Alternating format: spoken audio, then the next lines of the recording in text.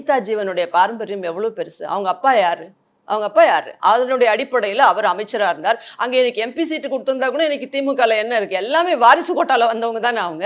அதே ராஜலட்சுமி யாருன்னு சொல்ல முடியுமா? எங்கேயோ படித்தவர் நிலோஃபர் கபில் யாருன்னு சொல்ல முடியுமா? எங்கேயோ வாணியம்பாடியில் ஒரு ஊர்ல வந்து அவர் இதுக்கு முன்னாடி உள்ளாட்சி பிரதிநிதியாகவும் இருந்திருக்கிறார். நிலோஃபர் கபில் போன்றவர்கள் உள்ளாட்சியில குடுப்பாங்க. எங்க கட்சியில பொறுத்தவரைக்கும் பெண்கள மையப்படுத்துவாங்க. 50% மேலேயே குடுத்திருக்கோம். சொல்லப்பட்டது 50%. இன்னொரு உதாரணம் நான் உங்களுக்கு சொல்றேன். அதாவது இந்த உள்ளாட்சியை பொறுத்தவரைக்கும் எங்கள் ஆட்சியில அனைத்து மாவட்ட மகளிர் அணி செயலாளர் 2016க்கு அப்புறம் சேர்மன் ஆக்கணும். எங்கள் ஆட்சி இருக்கும்போது உள்ளாட்சியில அம்மா வந்த பின்னாடி 2011, 16லயும் சரி, அதுக்கப்புறம் 16ல வந்த போது உள்ளாட்சி தேர்தல் அப்ப நடைபெறவில்லை இவர்களால. அதுக்கு முன்பாகவே எல்லாம் வேட்பாளர்கள் அறிவிக்கப்பட்டு நிறுத்தப்பட்டது.